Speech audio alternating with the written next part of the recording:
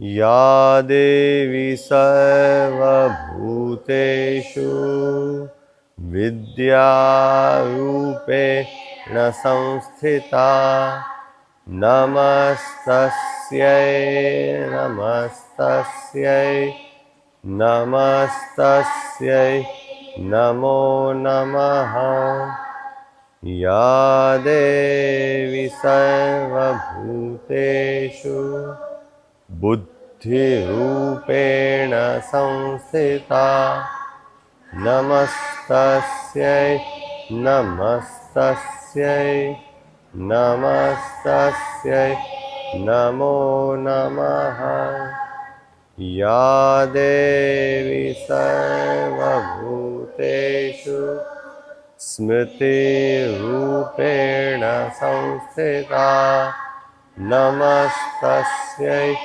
Namastasyai Namastasyai Namo Namaha Om Shanti Shanti Shanti.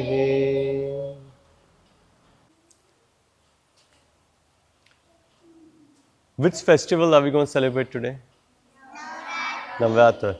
Somebody, okay, a lot of people call it Navratri, which in Gujarati it's okay because Gujarati is not the original language in which the scriptures were written.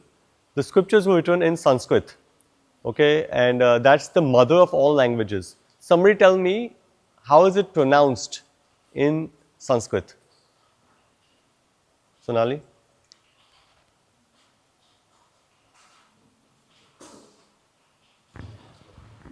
Navaratra. Navaratra, very good. And Nava means how many? Okay, Laksh. 9. And Ratra means? Night. Navaratri means rain. Night. Night. Ratra means night. So 9 nights of the goddess of Devi. So today we're going to talk about finding Mahadevi. Devi, there are many forms of the Devi. Here we are talking about Mahadevi, the supreme goddess, the goddess who creates this entire universe. Finding Mahadevi within ourselves. You see this image of Mahadevi here? You see all gods and goddesses in her, meaning she is the source of this entire creation.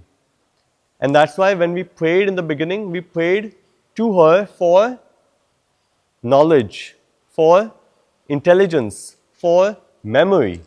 Right? Sometimes, does that happen sometimes? You have studied everything, but then when the exam comes or you're taking your exam, suddenly you forget something.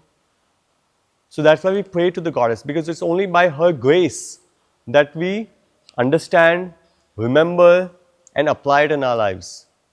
Right? Isn't that the purpose of education?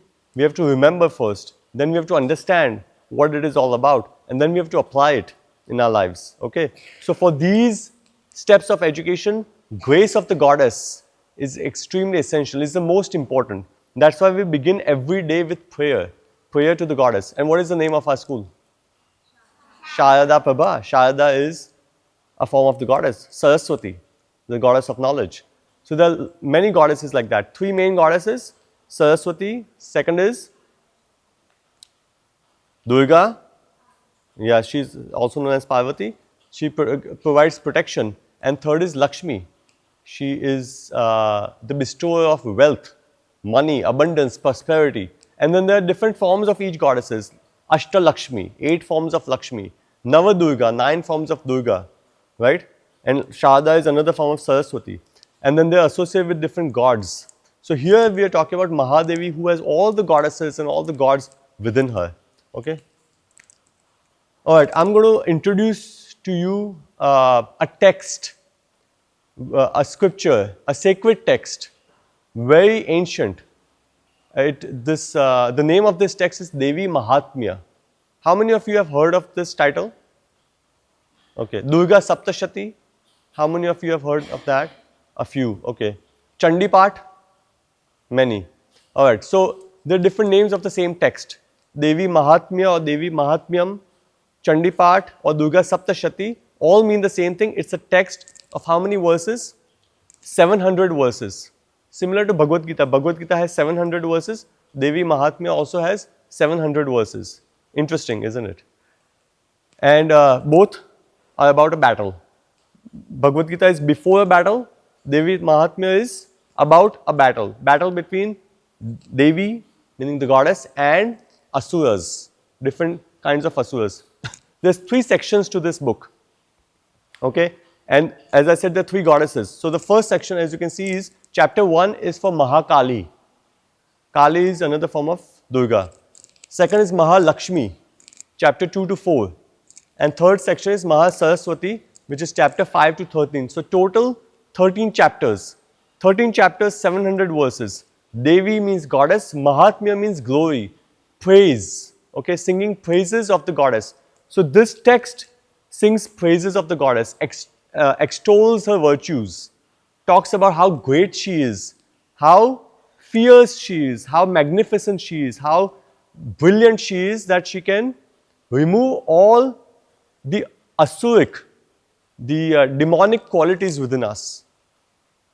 For example, laziness, fear, right? Greed, jealousy, anger, lust, desire, envy, hatred, all these qualities within us, or emotions, emotional disturbances within us, prevent us from experiencing the power of the goddess. But by the grace of the goddess, they can also be removed. So today, I'll tell you one story. There are 3 main stories, 3 sections, 3 main stories. One story you heard last year, which was on Durga. Remember when gods get together and contribute an aspect or a part of their light, and all the lights come together and create Durga, correct. That is chapter or section 2. Okay. Today we'll talk about a story in section 1. Section 3 we'll cover some other time. Okay. We'll have many Navaratras. So section 1 starts by, okay, who can tell me who he is and what he is doing? Okay, Veda. These are all easy questions. Vishnu Bhagwan. Vishnu Bhagwan. And what is he doing? Can you tell me? Sleeping on a Nag Devta. Sleeping on Nag Devata. That Nag is Ananta Shesh. Okay? Shesh Nag. And is he just sleeping or is he in some particular state? How many say he's just sleeping like all of us? Okay, so his sleep is obviously a special sleep. Okay? It's called yogic sleep. Not Nidra, Yoga Nidra.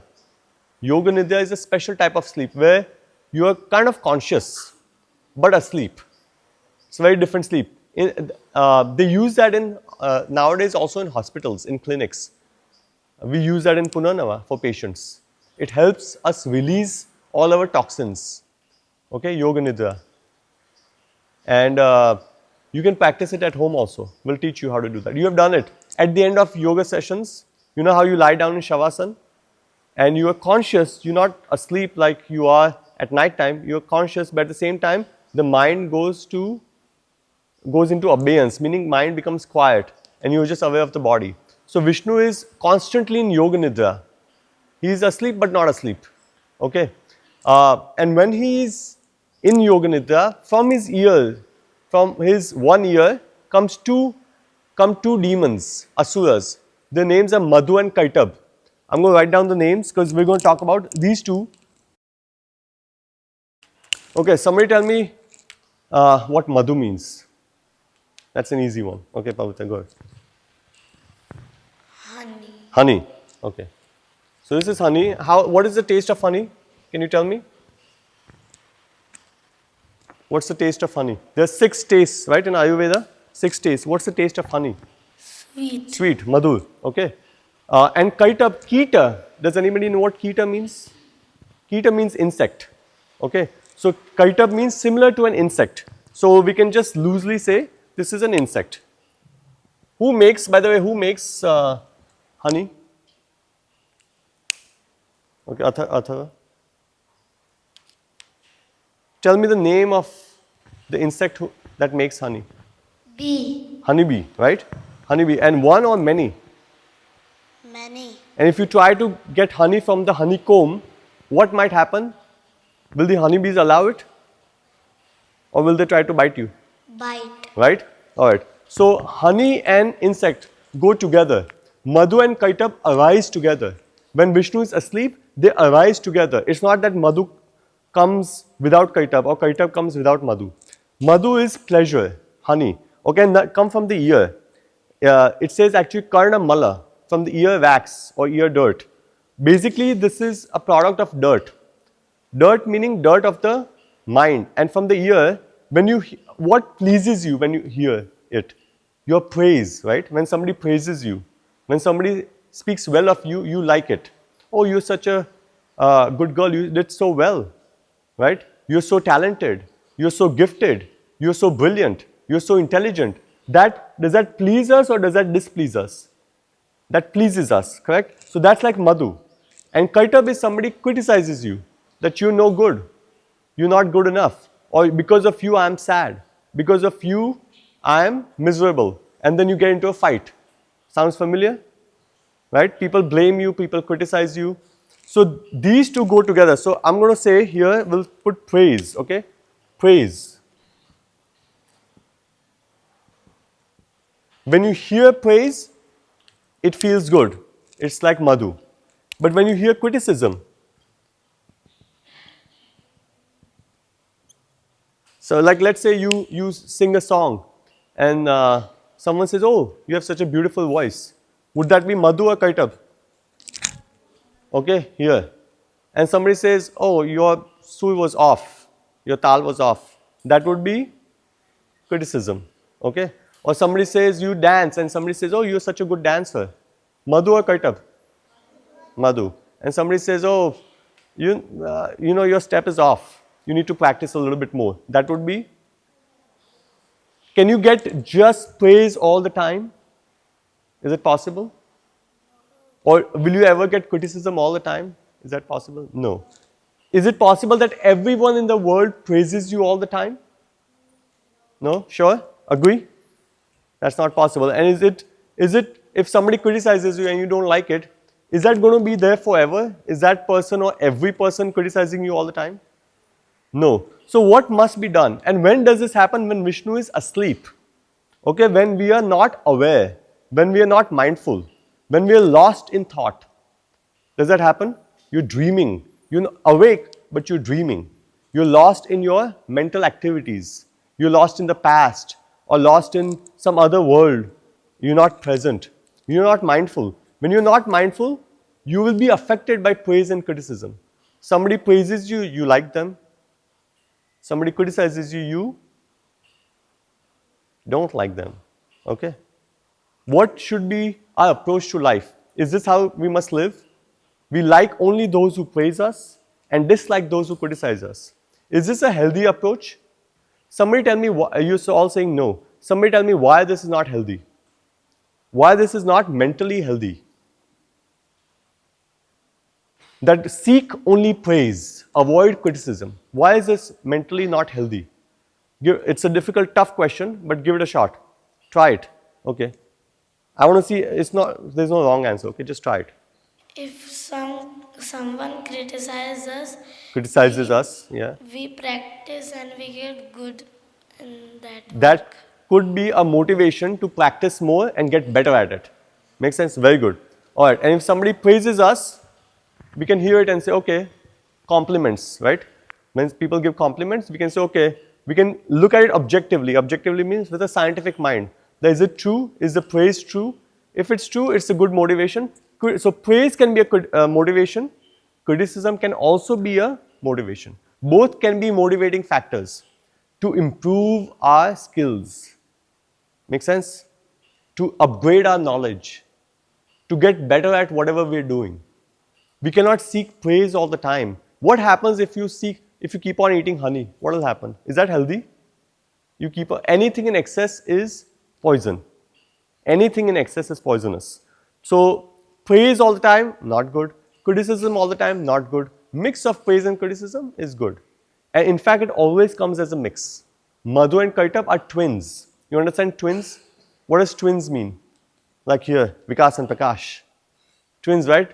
Yeah, sometimes you can tell who is Vikas and Prakash because you know, now you've seen them enough. But when a person sees them the first time, can you tell? Can that person tell? No, it's difficult. So sometimes what seems as praise is criticism. What seems as criticism is praise. Right? Sometimes you think, oh, it's Vikas, but it's Prakash. Sometimes it's Prakash, but it's Vikas. Happens, right? So in the same way, praise and criticism are two sides of the same coin. If I had a coin here, can you separate the two sides of the coin? No. Like if there's a piece of paper or this table, can I separate the top and the bottom of this table? Can I separate this side and this side of the board? No, they come together. Madhu and Kaitabha come together. You cannot separate the two. Does that make sense to everyone? Praise and criticism, which is the dirt of the ear. Even Vishnu, when he was asleep, when he was not mindful, these demons came out. Like in Yoga Nidra, your toxins come out. In the same way, Madhu and Kaitabha came out. And he realized that these demons are inside me, okay? That's what's destroying me. What is destroying you, your potential, your ability to grow and improve are these demons, asuras, that are inside you, that have come through your ear. Somebody praised you, that's also a demon. Somebody criticized you, that's also a demon. Unless you do something with it, which is the solution, okay, which we'll get to. Next. So what happens is actually Madhu and Kaitabha, they create havoc. Havoc meaning they create chaos. They come out of Vishnu's ear and they say, we are powerful. They start praying to the goddess. They pray to the Devi, Mahadevi, okay, Mahamaya. And Mahamaya is pleased. They pray for thousands of years. And they say, we need strength. Doesn't praise and criticism have strength? Don't they have strength? They have a lot of strength, right? Somebody praises you, you feel good. Somebody criticizes you, you feel bad. They have so much strength and power. So they prayed to the goddess that give us power to affect people, okay, impact people's minds. And the Devi gives them power. And they said, she said, ask for something. They said, we want to be immortal. Now, can anybody be immortal? Can anything or anyone live forever? Not possible, right?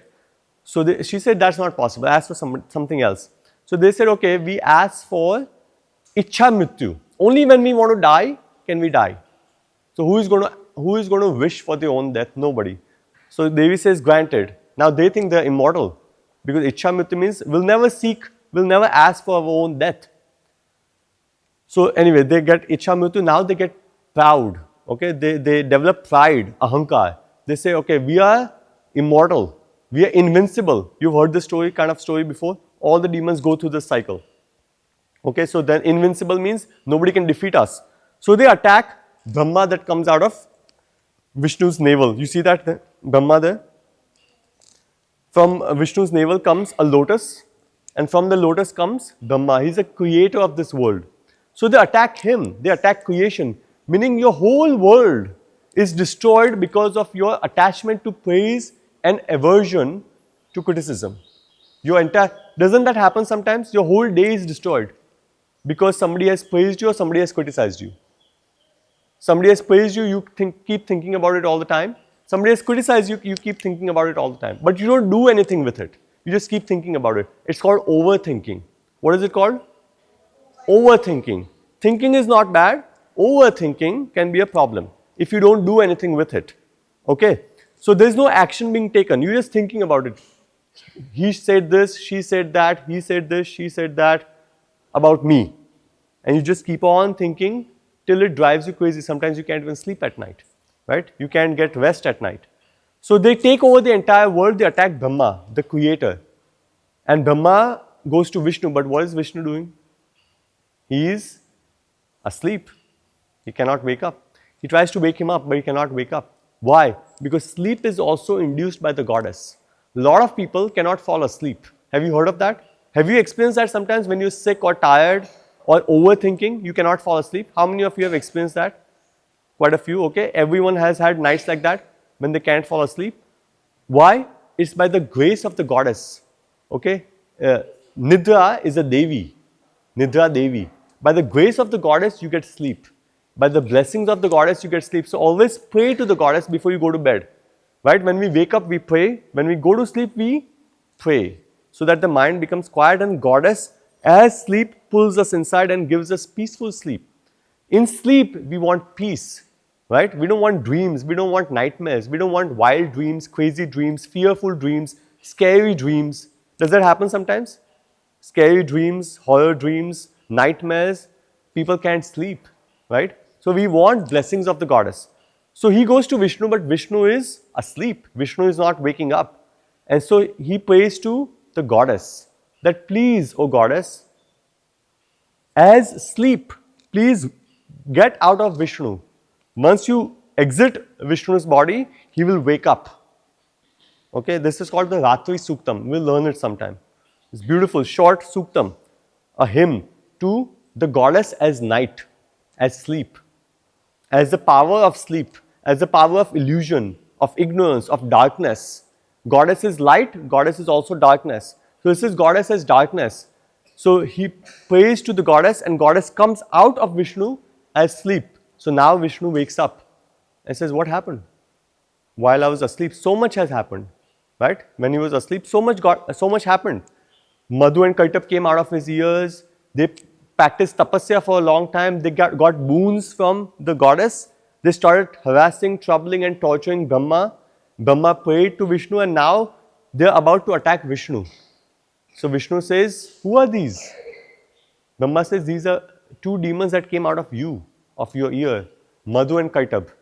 Honey and insect, honey and honeybee, okay. Honey is sweet, and too much honey is also tamasic, it's tamas. And insect is, honeybee is constantly working. Have you seen honeybee? Honeybees are constantly humming, buzzing, flying, right?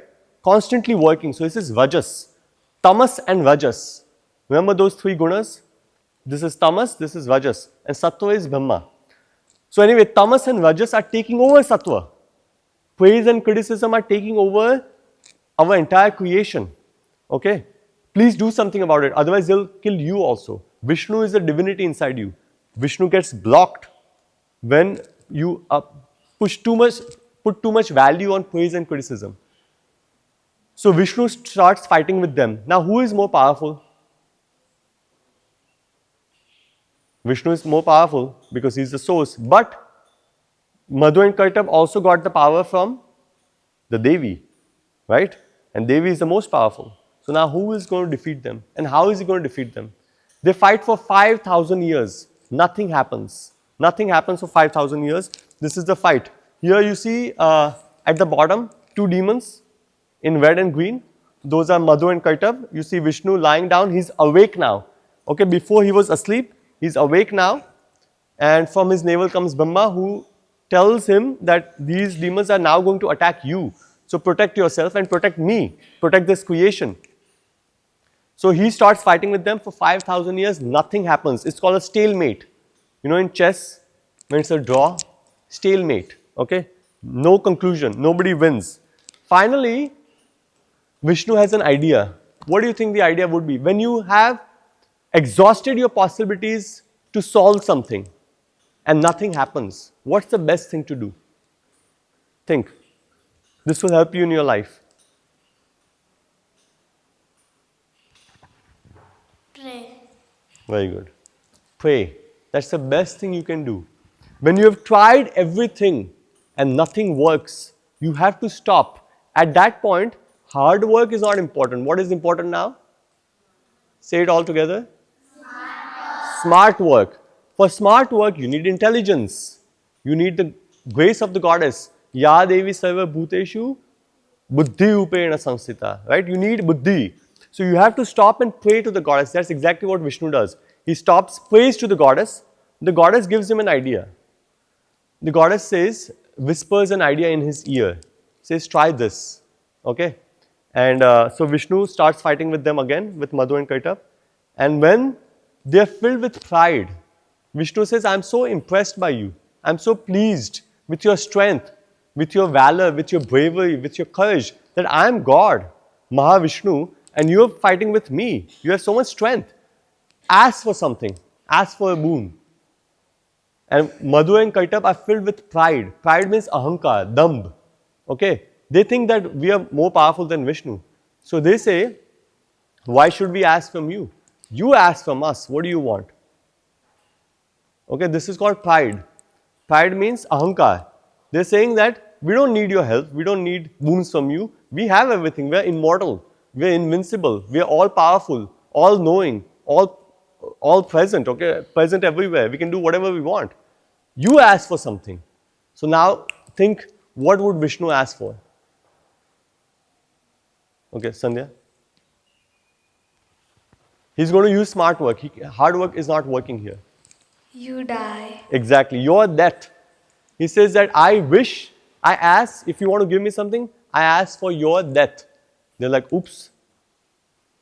What happened? He tricked us by the grace of the goddess. Okay, this is smart work. So then they also started thinking. They saw that everywhere around is an ocean. Okay. And now you can say ocean of milk or ocean, just let's say water also. Okay. But there's water everywhere. That's the waters of existence, waters of creation. And they come upon an idea that Vishnu, go to the next slide. You can kill us, but only where there's no water. Now everywhere around there's water. There's water all around. So how can he kill them where there's no water? So now Vishnu also has the grace of the goddess. He also thinks out of the box. Okay, this is called thinking on the spot.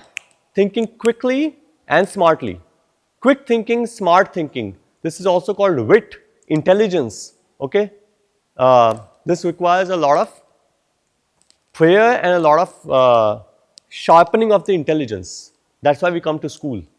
We don't come just to learn hard work. We also come to learn smart work. Okay, so he thinks for every problem there is a solution.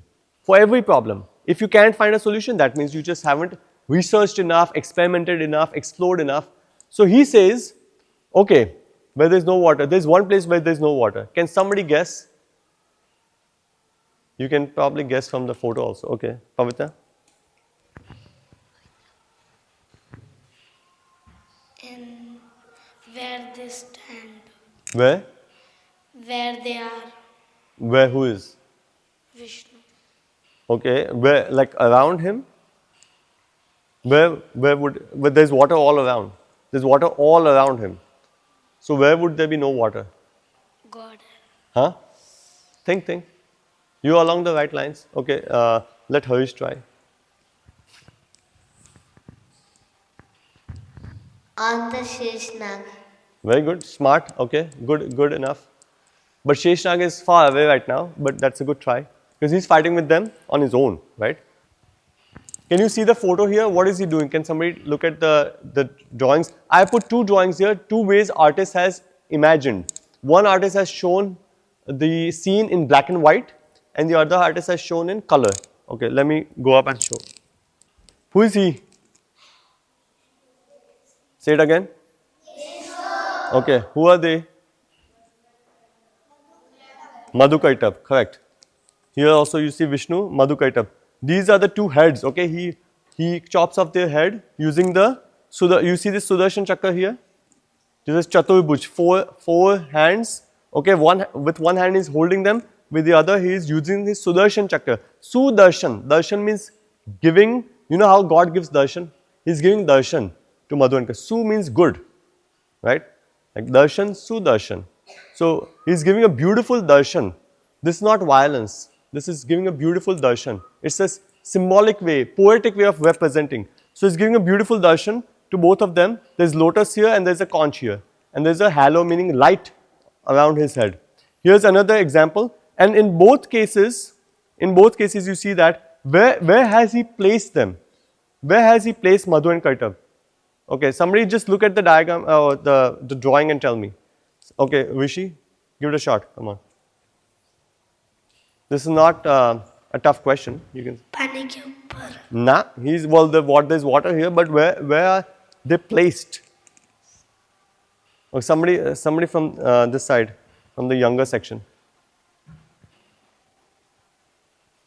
She already tried. Go around and give it to somebody else. Somebody who hasn't tried yet. Come on. Otherwise, I'll pick. Diyan, can you try? Come on. Tell me, where are their heads placed? On the air. They're not in the air. They're placed somewhere. Okay, Laksh, try it. Where are their heads placed? Space. They're not in space. Look. See, their foot is here, but where are they placed? Okay, Kripali. This is just observation. You have to fine-tune your observation. In Vishnu's lap. Exactly. In his lap. When you put somebody on your lap like this is an act of love. Okay, this is not an act of violence. This is love. This is bhakti. He says there is water everywhere. Fine. I will expand myself into Mahavishnu and I'll place you on my lap, your head on my lap, and I'll give you darshan.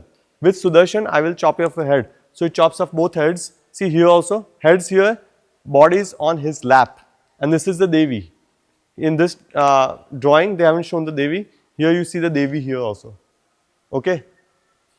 So Vishnu couldn't come up with a solution. He prays to the Devi. Devi gives him a solution. He proposes that solution. He uses that solution. Madhu Kaitabha tried to trick him again. And he comes up with another solution. So for every problem, there's a solution for every problem. So when you, in your life, when you face a problem and you can't find a solution, what will you do? What will you do at that point? Laksh? Pray. Pray. When you pray, prayer is meditation. Okay, you praying to the goddess. Goddess will come and whisper in your ear also. She might not come from outside, or she might. Who knows? Okay, but definitely she is always speaking from inside as the mantra. So go to the next slide. We'll end with this. Where is Devi? When you pray to her, Mahadevi, where is she? You see this nervous system? Which organ do you see there? Anybody from the younger ones? Okay, Harish, go ahead. Which organ do you see there? Brain and spinal cord. Very good. Brain and spinal cord, that's the central nervous system. But this is in the physical body. In the Sthula Sharira, in the Sukshma Sharira, you have the Sushumna Nadi, which you see in that last figure, okay? And there are chakras. We've learnt about chakras. At the base of the spine, there's something called Kundalini. Kundal means that which is coiled. Which animal, which reptile do you see in the middle figure? Okay, Yuktesh. Go to Yuktesh. Tell me the reptile, and then I'll ask you one more question on the reptile. Snake. Snake. How many times is it coiled? Can you guess? 3. 3 and there's a little bit extra. 4. 3.5. Between 3 and 4, okay? You write 1, 2, 3.5, right? 3.5. Sattva, Rajas, Tamas, 3 gunas, and half means something beyond 3 gunas, Mahadevi. Okay, so Kundalini is represented by a snake that is called 3.5 times, and it is asleep. But when you chant the mantra, or when you pray to the goddess, or when you pray to the guru, or when you practice yoga, or when you practice pranayam, when you practice meditation, when you perform puja, the Kundalini can wake up. Kundalini can wake up, can be awakened. When Kundalini awakens, what happens there? What is happening in the other diagram? Can somebody tell me?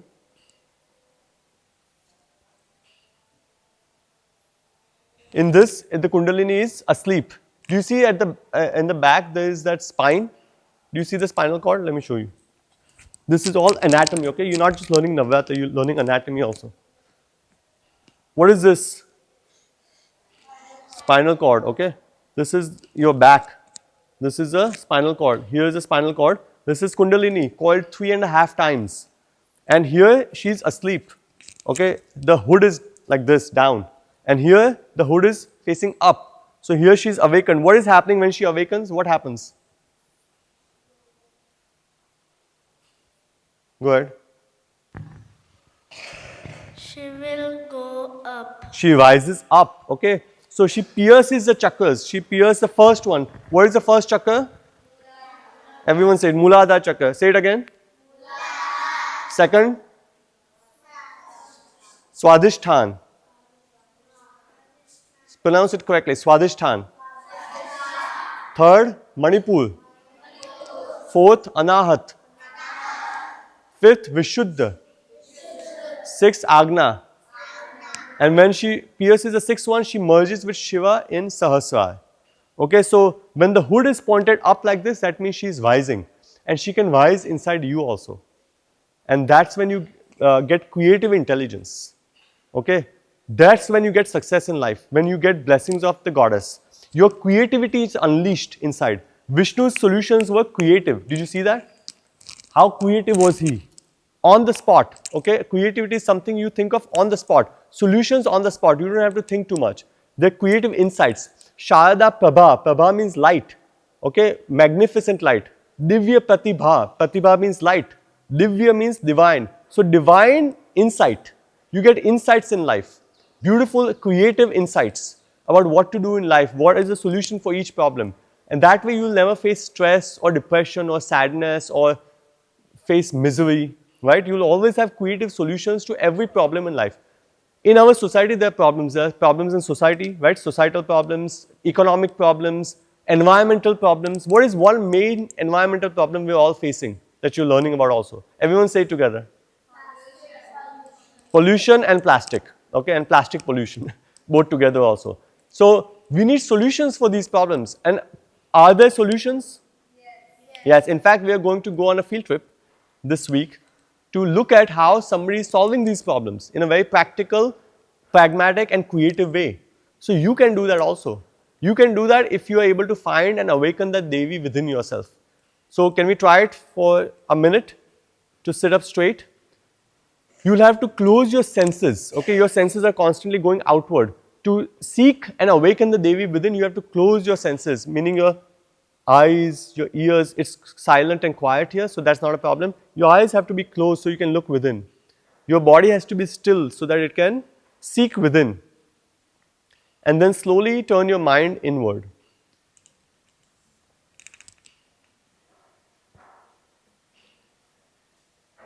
Keep your lips sealed so that you breathe only through your nose. And look inside and we'll chant the mantra Ham, H-A-M with a dot. That's the mantra that the Devi uses often to destroy asuras. That's the mantra that Shiva also uses to destroy many asuras. Hum. Take a deep breath in. Hum.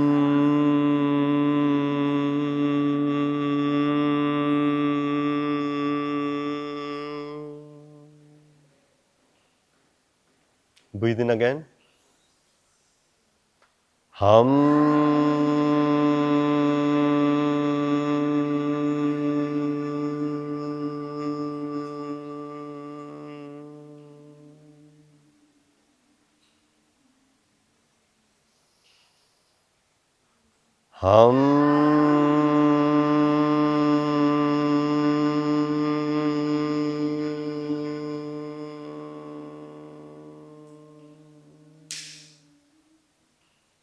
Breathe in again.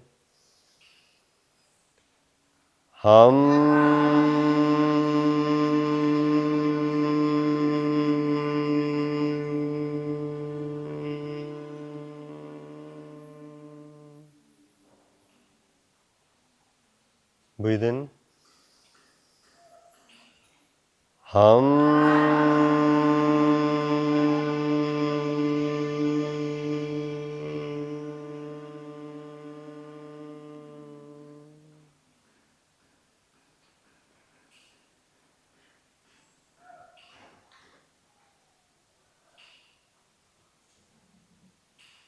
Om Shanti, Shanti, Shanti. Okay, so anytime you face a problem in your life, be creative. If you don't have a solution, pray. Go to silence inward and you will find creative solutions when your Shakti is awakened. Okay. Madhu and Kaitabha come out of Vishnu's ear. Madhu means represents, Madhu represents, and Kaitabha represents. Madhu means, and Kaitabha means. Madhu represents, and Kaitabha represents. Okay. Can you have one without the other? Okay, now one question to see if you are quick in thinking and also smart in thinking. Okay, this is how you can decode stories and also solve problems in your life. Our stories are like codes. Codes means secret formulas. Okay, secret formulas that everybody cannot understand. So here's the secret formula that the Devi Mahatmya gives, and I'm going to see if you understood it or not. Vishnu Bhagwan puts Madhu and Kaitabha where to kill them or to transform them. Veda? On his lap, okay? On his lap. So he puts them on himself. He absorbs them back into himself, correct? And Madhu and Kaitabha actually go on to become his doorkeepers. Doorkeepers means people who stand at the door as guardians, as security guards who allow people in and out. So they actually start serving Vishnu Bhagwan. Okay? They don't die. They get transformed into divine beings, Jai and Vijay. Jai and Vijay. In every Vishnu temple you see Jai and Vijay at the doorstep. So they are serving Vishnu Bhagwan. So the same praise and criticism that were harming him, that were about to hurt him, harm him, fight with him, are now serving him. Interesting, isn't it? So how did he do that? He absorbed them back into himself. In other words, in your life, when you face praise and criticism, rather than fighting them, rather than saying, oh, he said this, she said that, I don't like this, I like this, sometimes pleasure, sometimes pain, sometimes pleasure, sometimes pain, instead of that, accept it. By praying to the Devi, accept both and you will find strength in that. And they will start serving you. How do they serve him? How can praise and criticism both serve you? Let me see, that's the question. How can praise and criticism both help you. Let's see. Most people don't like criticism. Most people don't like to be blamed. Go ahead. When someone will criticize us, we will work more and we will have. Correct. So she said that when somebody criticizes us, we must look at it and improve, work more on it. So this is one way how criticism can help you in life. Okay. So never avoid criticism. Never avoid criticism. Never shun criticism. Never try to get away from criticism. Don't dislike criticism. Don't dislike failure. Right? People want success. Nobody wants failure. People want pleasure. Nobody wants pain. People want praise. Nobody wants criticism. But they go together. So in your life, everyday life, accept criticism because it comes along with praise. Accept failure because it comes along with success. Accept pain because it comes along with pleasure. Accept sickness because it comes along with health. Accept death because it comes along with birth. Everybody celebrates birthdays. Nobody celebrates death days. But birth means death. Pleasure means pain. Happiness means sorrow. Success means failure. Honor means dishonor. Praise means criticism. And this story specifically talks about praise and criticism. Okay? So whenever somebody criticizes you, whenever any criticism comes your way, accept it with a smile. Turn it into your servant. Rather than fighting and saying, I don't want it, turn it into a servant. Otherwise, it will try to attack you. Your ego will be attacked. So make it into your servant. Let both praise and criticism be at your doorstep, serving you, guarding you, protecting you, and making you stronger and stronger and stronger in life. Does that make sense? Isn't that a secret formula? How many in this world know this formula? Pavitra is saying 1%, probably. And those people actually become successful in a bigger way. Their lives become meaningful. Sarthak, right? Their lives become meaningful. They attain the purpose of life. They go beyond praise and criticism. They attain something much higher than praise and criticism. They realize the Devi within. Make sense? That's only for 1%. If you're part of that 1%, try this and see how it goes. Yeah? Okay.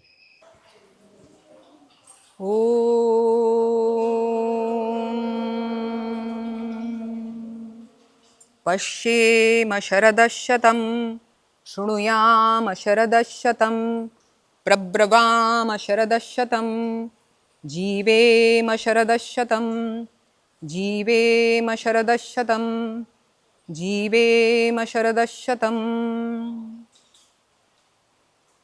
Namaste, welcome. So we just did a prayer. Jeevema Sharadashatam, Pashyema Sharadashatam. May we see for 100 autumns. Shrunuyam Sharadashatam. May we hear for 100 autumns. May we speak well for 100 autumns. And Jeevema Sharadashatam. May we live well for 100 autumns. So this is the prayer. So we live 100 years, but the rishis say that we maybe live for 100 autumns. They didn't say maybe live for 100 summers or 100 winters, right? It's interesting. So why did they say that we live for 100 autumns or Sharad Ritus? Because this is a Ritu which has the maximum diseases and mortality. You understand mortality? Mortality means death. So they say Roganam Sharadi Mata Pita cha Kusumakara. That is the mother of all diseases. The season which is the mother season of all diseases is Sharadi Mata, Sharad Ritu. And Pita cha Kusumakara. Who's the father? Pita? Kusumakara. So which season do you have kusum or flowers? Yes? Which season do you have flowers? Spring season, that's Vasant, right? So these two are the mother and the father of diseases. That is, you have maximum diseases in these two seasons. And it's interesting that the two Navaratras also come in these two seasons. You know that? Which are the two seasons when you have Navaratras? Vasant Navaratra and Sharad. Sharad Navaratra, correct. So, Vasant Navaratra and then Sharad Navaratra. So, if you see, they are in the, it's at a changing time, right? So, when you're going, Vasant comes after winter, and so you're changing from cold weather to warm weather, and now you're changing from warm weather to cold weather. So, these are the two changing seasons, and the Navaratras come during these two changing seasons. So, let's go through all the seasons. I think you know all the seasons, right? Shad Ritu, that is 6 seasons. So, we begin the year with Vasant, that is, can you tell me the English names? What is Vasant? Spring. Spring, very good. And after that, Grishma? Yes? Summer. Summer, excellent. And then Varsha? Varsha, everyone knows, you can say it all together. Monsoon, yes. And after that, Sharad, the season we are in currently. So, who'll tell me? Yeah, Veda can tell me. Which is Sharad season? Ritu? Autumn. Autumn, very good. So, we've made some dried flowers, you know, it's called the season of fall. Leaves are falling. And then Hemant? Yes, Abhay, which season is Hemant?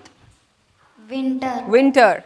And then Shishir is also winter. So, Hemant is early winter and Shishir is late winter, right? So, we have the 6 seasons. And when the Rishis wrote all these seasons, so we begin with the Chaitra Mas. So, Chaitra is the first month. That's the Indian New Year. And just like we have the English months, January, February, March, etc. So, we have the Hindu months or the months which have been mentioned in the Indian scriptures. So, you begin with Chaitra Mas, then you have Vaishak and so on. So, we are currently in the Sharad Ritu. Okay? Now, before this, actually if you see now, if you see the season, is it raining? Yes or no? Yes. So, but we are entering the Sharad Ritu and it's still raining, isn't it? So, the seasons are a bit off these days. They're not following the correct schedule. You know how it is? Like, do you follow a timetable? You follow a timetable? And so, supposing in the maths class, you're still studying science or English, you're not following the timetable, correct? So, now the seasons are not following the timetable. God created a timetable and they're not following it. Whose fault is it? Why are they not following the timetable? Yes? Whose fault is it? What? Global warming. Yeah, it's due to global warming. So you see that there are cloudbursts, there are floods. The rain should have stopped by now and we should enter Sharad Ritu. But because of global warming, which is our fault, because of all the pollution, the plastic we use, all the factories and the heating, and we're using more and more petroleum products. So that is why it's causing a change in the seasons. So, technically, we should enter the Sharad Ritu. Now, it will come after a few days. We're still in Varsha. But because technically, Sharad Ritu, Navratras are the beginning of Sharad Ritu, right? So, we will talk about Sharad Ritu today. Now, Sharad Ritu is, as we know, it is the mother season of all diseases. So, we have to be very careful about our health. Similarly, in the Vasant Ritu also, we have to be careful about our health because that's the father season of all diseases. So, whenever there is a change of seasons, our Agni, our Jathara Agni is dampened. Jathara Agni is mand. So, we have to be careful, otherwise it creates harm in the body. So, therefore, in these 2 seasons, there is fasting. We fast during the Navratras.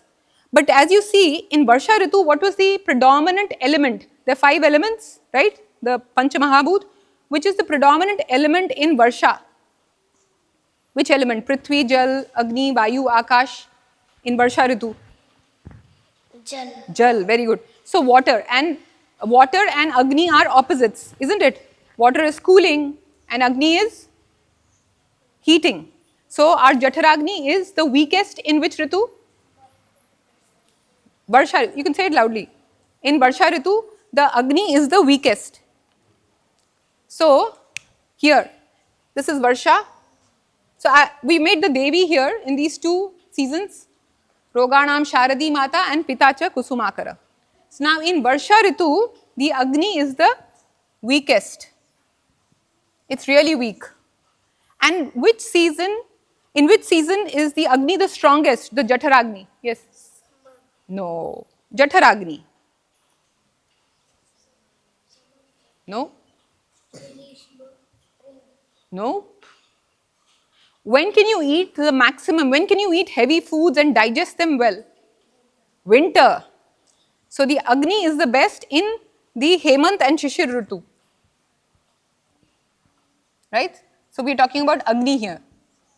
So Agni meaning the Jathar Agni, right? So this is the body Agni, the Jathar Agni. Let me write Jathar also before that.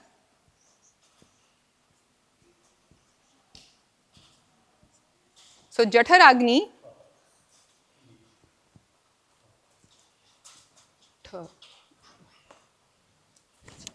Yes.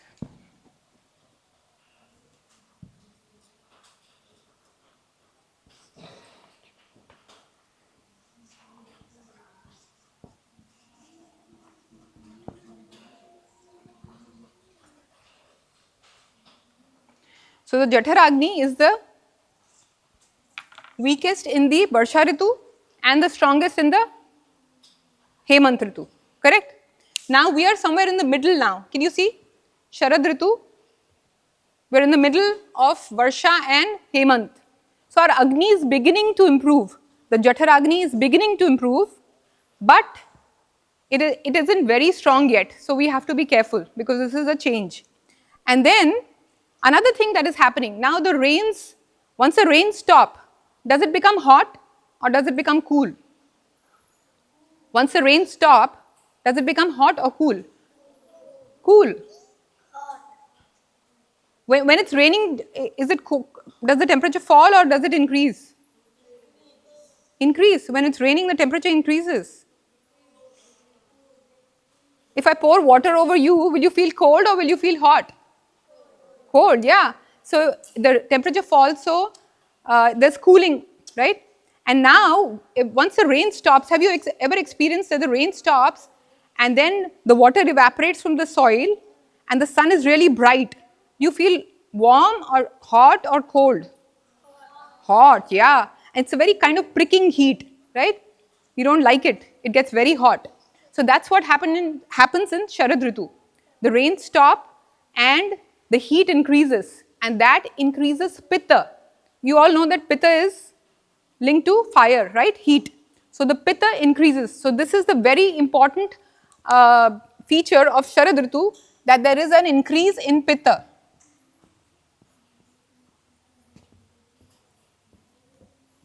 So there's an increase in Pitta. Now in summers also it's very hot, isn't it? Is it hot in summers? Yes.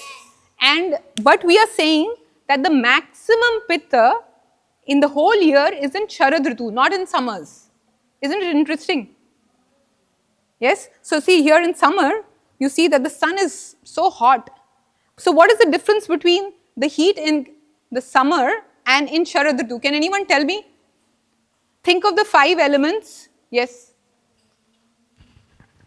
In the Grishma, there is hot, and after raining in Sharad, there is hot because sun is.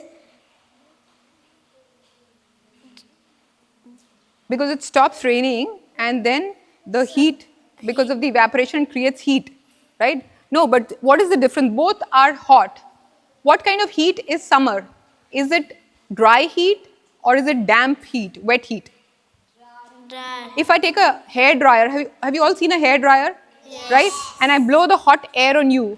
So that's dry heat, okay? And then wet heat is like steam. Steam is wet heat, damp heat. So have you seen a pressure cooker? Yes? And there's a whistle on top. And when the whistle blows, you get steam out of it. So supposing you keep your hand there, will it feel comfortable? What will happen? It will get burnt, isn't it? So if you open the lid of a pot and there's hot steam, and your hand can get burnt. So that is wet heat. So in Sharad Ritu, you have damp or wet heat, whereas in Grishma Ritu you have dry heat. Okay, and so the season which has maximum pitta is the Sharad Ritu. So you need cooling. At the same time, your Agni hasn't improved so much, isn't it? So we were in Varsha and we are slowly going to Hemant, where we will have very good Jatharagni, but we are somewhere in the middle. So Agni is improving, but it isn't very great. So you have to be careful of that. At the same time, the Pitta is increasing, the heat is increasing. So you will need things that are cooling, but not so cooling that your Jatharagni dies out. Have you understood? Do you understand that?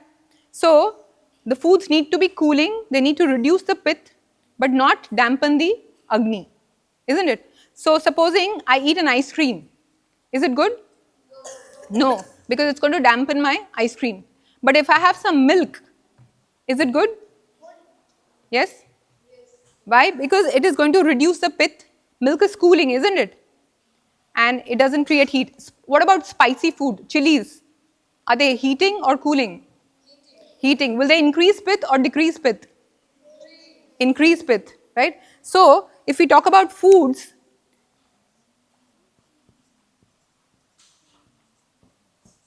will you have spicy foods in this season? There's an increase in pith, so you will not have spicy foods. Do you remember the tastes that are good for pith? Yes? Sour is good for pith? No. So you will not eat sour. So okay, let's go through all the tastes. What about sweet? Is sweet good for pith? No. It is very good for pith. Is milk sweet or sour? Sweet, and it's good for pith. We just discussed that. So sweet is good. What are the other tastes? Spicy, sour, sweet, shad ras, yes? Bitter. So is bitter good for pith? Yes. So that is good. Then what's the other taste? Salty. Is salty good for pith? No. And the last taste is astringent, kasela.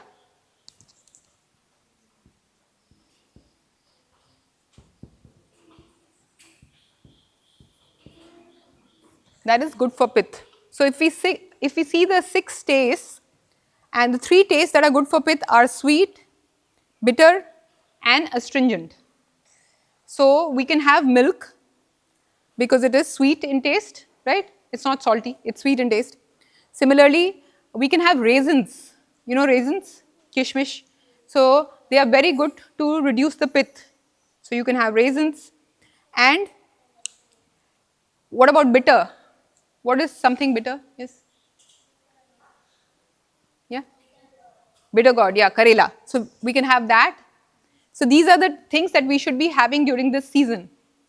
And so now, so what about achar? Is achar good to have during this season? No, because it's heating, because it's salty, which is not good. It is sour, which is not good, and it's spicy, so that's also not good. Okay? What about curd? No. So we will not have curd because curd it blocks our channels. And we just discussed that Sharad Ritu has damp heat. Okay? It's damp, it's wet. So we don't want any more blockage. Correct? So we will not have curd. So the moon and the sun, isn't it? These are the 2 main celestial bodies. So the sun is heating or cooling? Heating. And moon? Cooling. So the full moon is when the moon is at its fullest, right? Purnima. And so how many Purnimas do we have in a year? How many Purnimas in a year? 1, 2, 3, 4, 5, 6, 7, 8, 9, 10, 20, 30, 100. 2. 4. 14.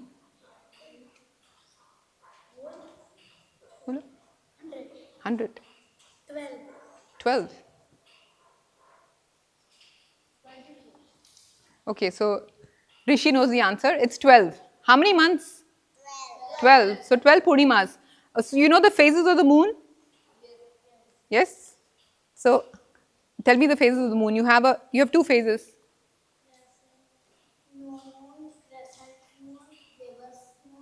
No, no. Tell me the two phases. These are the various stages, but they're just two main phases. This and this. Yes? Veda? You can give the mic to Veda. Full moon and no moon. So those aren't the phases. So you like begin with no moon. So I'm just making a blank circle, and then you have a full moon, right? So this is no moon, that is Amavasya, and this is Purnima, right? So these are not the phases. You have two fortnights. You know what a fortnight is? How many days? 4 days in a fortnight. 14, yes, 2 weeks. So a fortnight is 2 weeks. So in a month, you have 2 weeks of dark phase and 2 weeks of light or bright phase. So the two phases of the moon, bright phase and light, bright phase and dark phase. Okay. So the Navaratra comes in which phase? In which phase do we have the Navaratra? The bright phase or the dark phase? Bright. So, and what are we in currently? What are we celebrating these days? Are we celebrating? We'll begin the Navaratra day after tomorrow. So, in this phase, what are we celebrating? It's a dark phase of the moon, but it's called the Krishna Paksh, right? Krishna is dark, and bright phase is called the Shukla Paksh. Shukla is white. So, we are celebrating the Shraddha. Have you all heard the word Shraddha? Yes? And who are we honoring during the Shraddha? Are we honoring the Devi or the Devatas or Bhagwan Shiva or Krishna? Yes? People who died. Yes, our ancestors, right? Our ancestors who've passed away, we are honoring them because we are offering gratitude to them for all that they have done for us. So we pray to them. And so during this, what is that one thing you've been eating every day? Kheer. So, because this is actually, we're just beginning, we're going to enter the Sharad Ritu, isn't it? So, and as we discussed, the pith is going to increase. So, if we eat kheer, which has milk and rice and sugar, mishri, so it is actually good for us. But we see that many children are falling sick, isn't it? Do you see many children falling sick? Yeah, you're all smiling, so you know that. So why is it that they are falling sick? Yes? Yeah, because it's actually monsoon. That's one reason. That's actually monsoon. We're supposed to be in Sharad, but the season around us is still like monsoon. So our Jatharagni is weak. So we cannot digest and kheer will be heavy. Right? Okay, that's very good. That's one reason. What's another reason? Global warming. No. We're talking about why kheer is good for Sharad Ritu, but why are we falling sick having kheer now? Yes? Exactly, very good. We overeat. So one reason is that this season in the environment is like Barsha, even though we should be in Sharad Ritu when we do the Shraddha and when we eat kheer. So that's one reason. Second reason is we overeat. Right? So that's another. Can anyone tell me the third reason?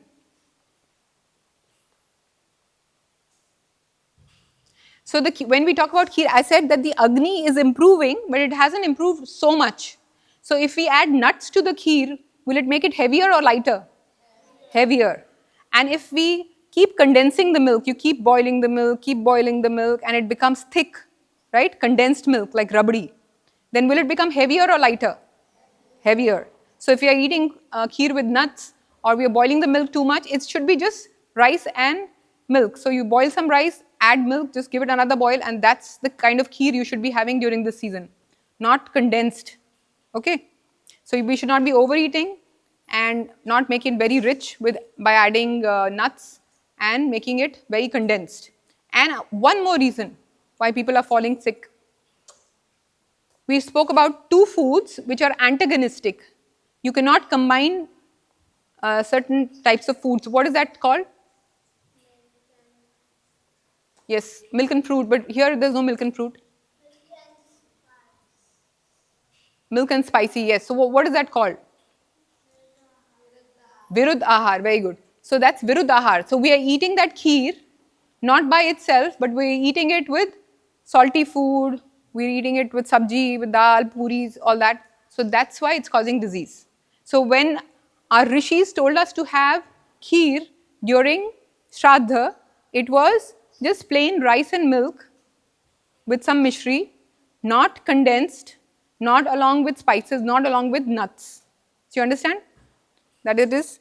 So then we go, after this will come Hemant Ritu, where when it will be cold and we can enjoy all these things, heavy foods.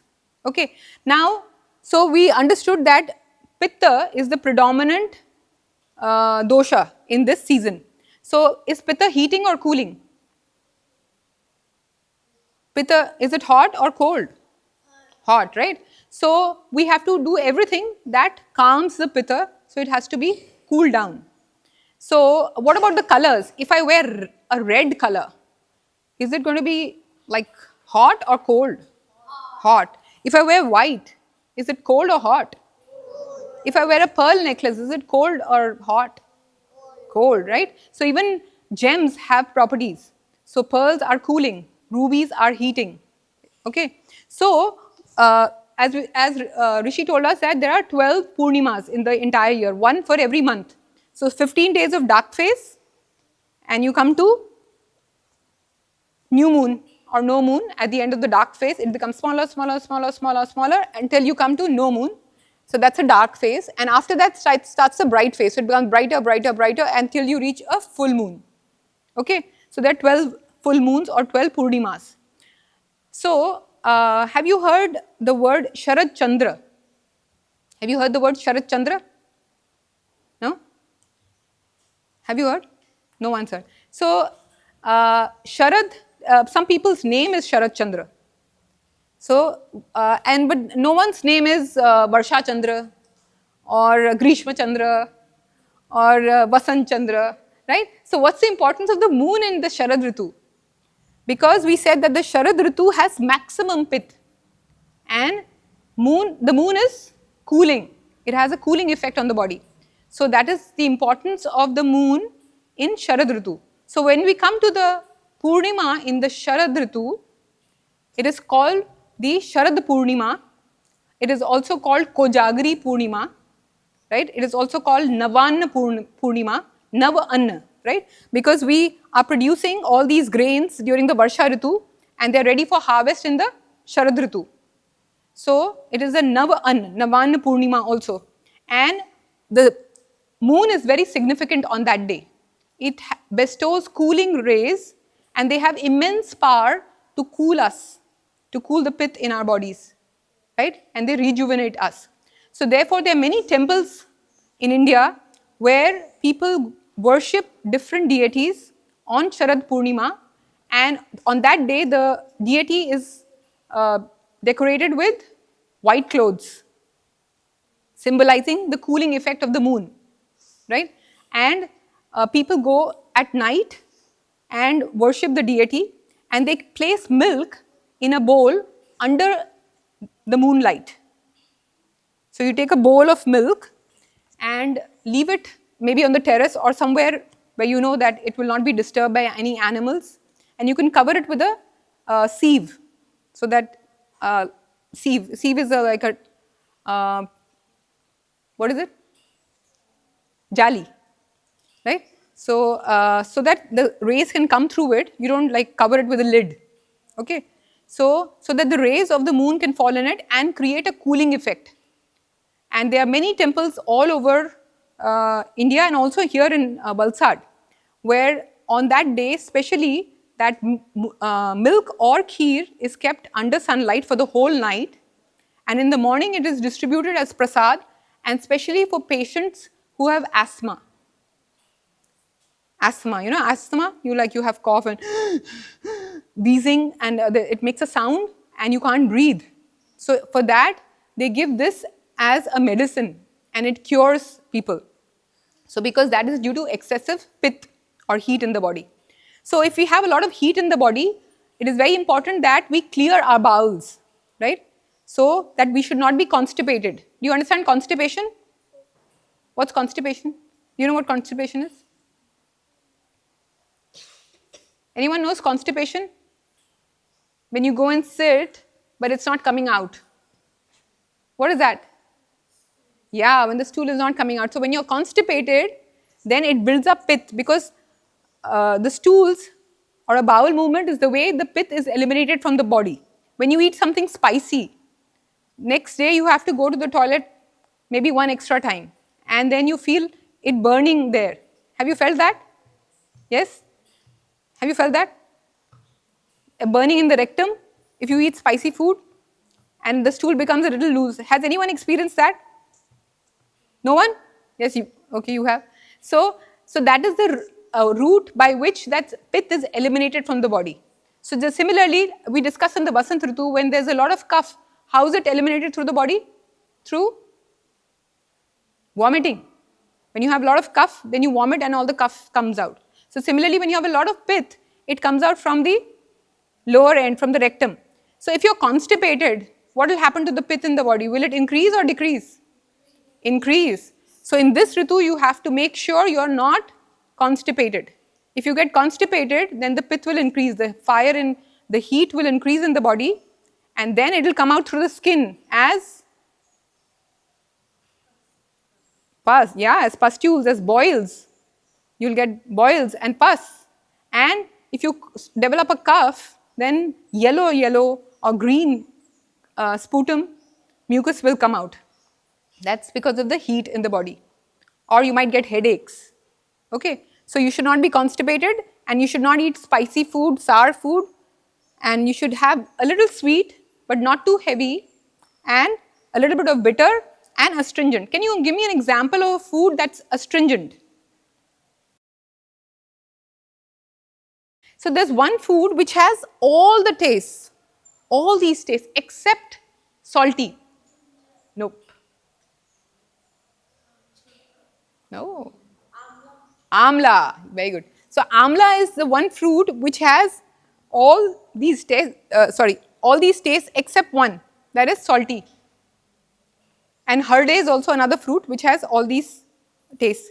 So you should be eating amla. And see, amla, if I tell you what taste comes to your mind first when you eat an amla, what taste comes to your mind first out of all these? You find it spicy? No. Sour, yeah. So it is the only fruit, even though it is sour, it reduces pith. So it's an exception. Amla, even though it has 5 tastes, except salty, it has 5 tastes. All the, when you eat amla and later when you drink water, you feel the sweetness in your mouth, isn't it? So similarly, you have all these tastes. It also tastes a bit bitter. It has all the tastes except salty. But it is the only fruit which is, even though it is sour, it reduces pith. If you eat anything else that is sour like achar or tamarind, it will increase the pith. But this actually reduces the pith. So it's very important to have amla during this season. And amla is also a tonic. It rejuvenates your body. Okay, so it increases your immunity. It's called rasayan in Sanskrit, which means something that builds your immunity.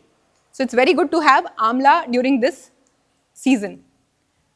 Okay, so today we learn how to make something out of amla. How many of you like amla? If I give you an amla, will you eat it raw? Yes. Yes, everyone? Yes. Okay. And how many of you like amla candy? Okay.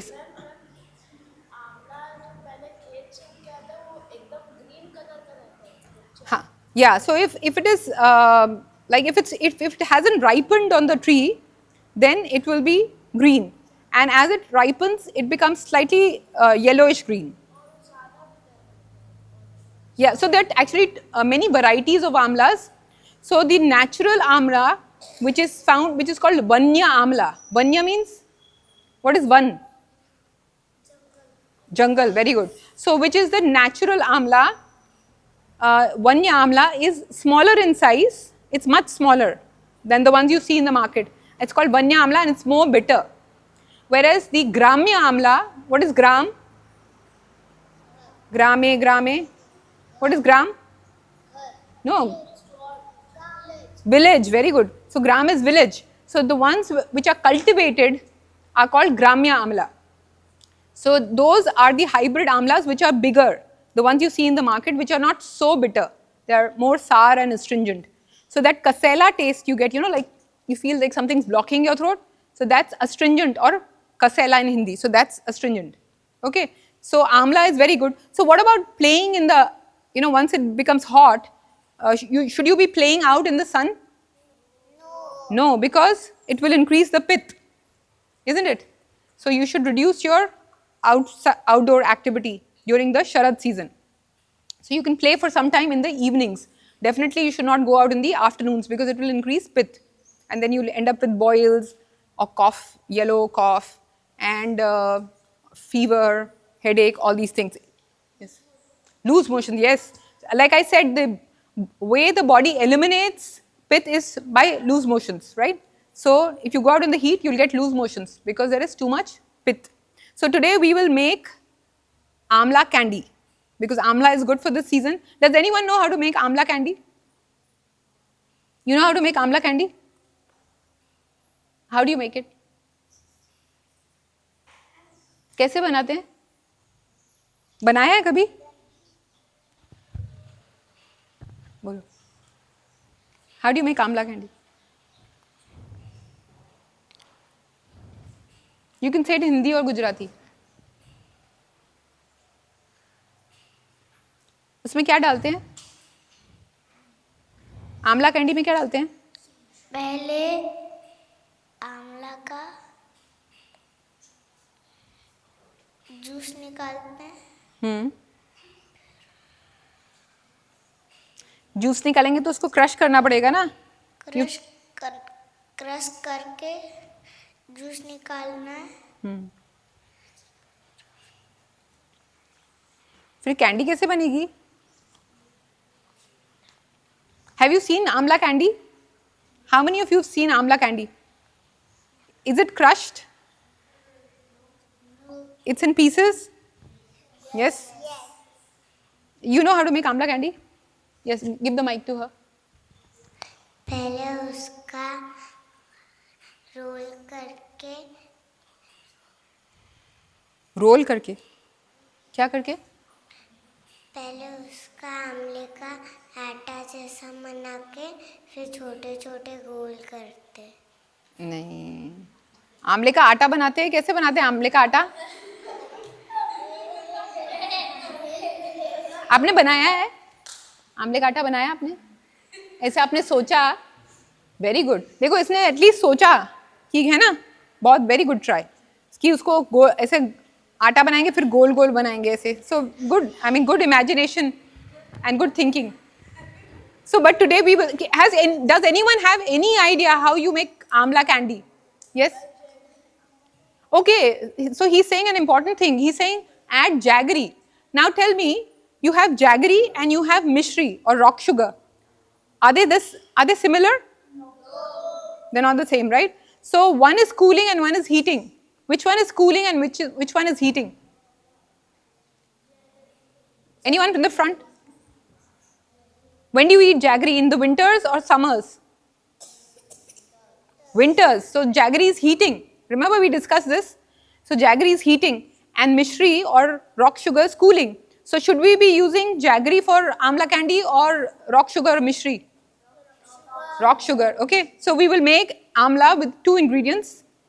Amla candy with amla and rock sugar. Okay. So what we've done is, because of lack of time, I've already steamed the amlas. So how do you steam amlas? Do you know steaming? Yes. How do you steam? Mahi, what happened? You want to say something? Muksha, sit down. Yes, how do you steam amlas? We have to put them in hot water. No, but that's boiling or blanching. I'm saying steaming. So what's the difference between, that's boiling, isn't it? You put them in water and heat they'll boil. So what is the difference between steaming and boiling? Anyone? Have you had anything that's steamed, which is cooked by steam? Any example of any breakfast dish which is steamed? You don't boil it, no? The white one, yes?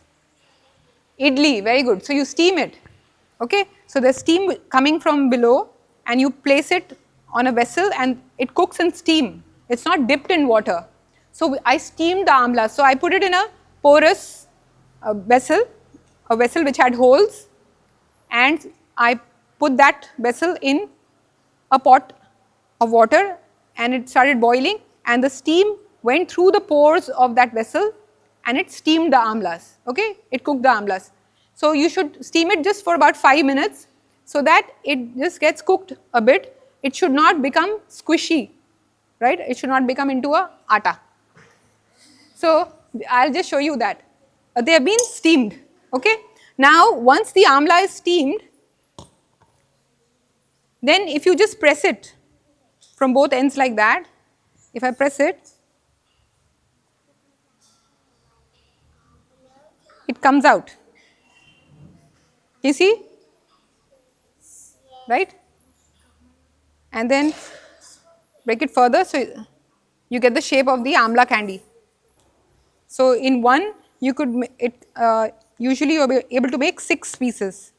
ऐ जगदम्ब मदम्ब कदम्ब वनप्रियवासिनि हासरते शिखरि शिरोमणि तुङ्ग हिमालय शृङ्गनिजालय मध्यगते मधु मधुरे मधु कैटभ गञ्जिनि कैटभ भञ्जिनि रासरते जय जय हे Mahishasuramardini रम्यकपर्दिनि शैलसुते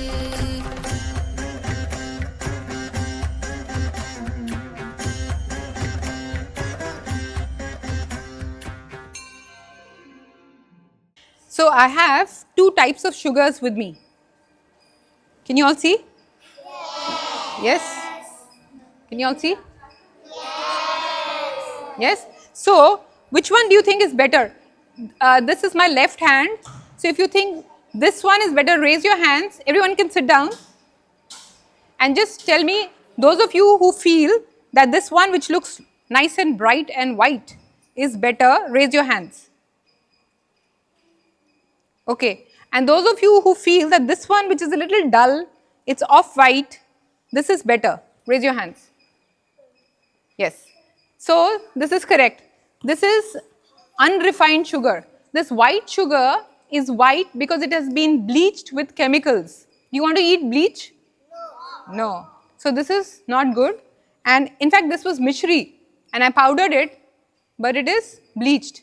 And this is mishri which has been powdered and it is like this, it's off white. So it is pure, it is without chemicals. Similarly, you get bura sugar, that is also pure. So we will use this powder.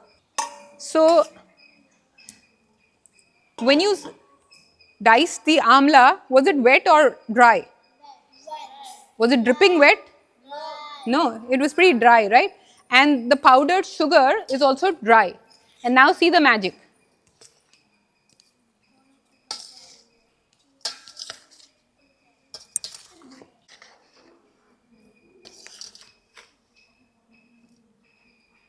Okay, so we've mixed amla and rock sugar. That's all. We will fill it up, this mixture, we will fill it up in glass jars. Okay? So,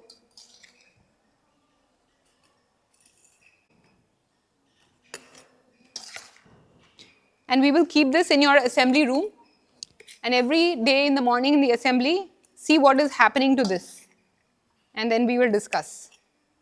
So, when you put salt on, have you seen your mother make paranthas? So, if she grates some radish or cauliflower and she puts salt on it, what happens? Does something come out of the radish or the potato? Huh? Or bottle gourd? What comes out? Yeah, water comes out, right?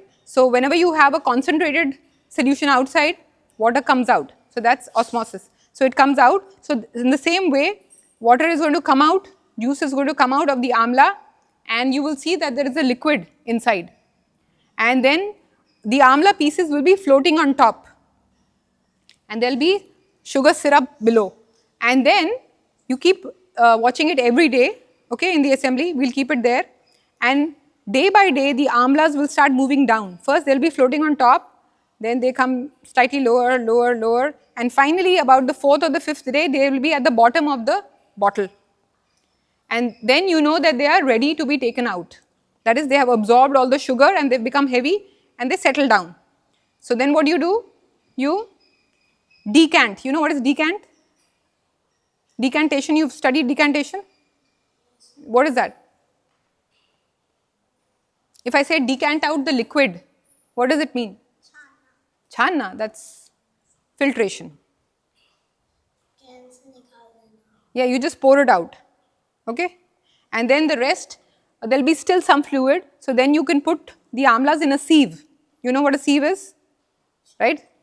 A vessel with holes, and put the amlas there. So whatever little water is remaining, the syrup should drip out, and you can collect that, and then those amlas can be spread out and let them dry. And once they are dried, it becomes amla candy. And if you like it a little salty, then you can put some black salt on top, or you can put some jeera powder, depending on how you want it. If you want it only sweet or a little salty sweet, okay. And what about all the syrup? What are we going to do with that? We got organic rock sugar. So are we going to waste that syrup? It has the essence of the amla, isn't it? It has the juice of the amla, it has this rock sugar. So we can use it as sharbat. So you can drink it, you add some more water to it, and you can drink it as sharbat. Oh, that reminds me, there's another sharbat, another fruit, sharbat, which you should have in the Sharad Ritu. It's a big fruit, and inside it's very hard, and if you take out the pulp and you squeeze it, it's very good for pith. Yes? Pomegranate. It has pulp inside? Yes? No. Orange is, which taste is orange? Sour. So it's not good for pith. Watermelon? No. Coconut. You mash it like this? Bale. Very good. Have you all seen a bale fruit? Yes. Right? No? It's called bilva in Sanskrit. Have you seen bilva patra, which you offer to Shivaling? Yes. Right? So that is also very cooling. It's very good for pith. So that's another sharbat that you can have. Okay? So do you look forward to having the amla candy? Yes? And seeing how it is prepared? Thank you.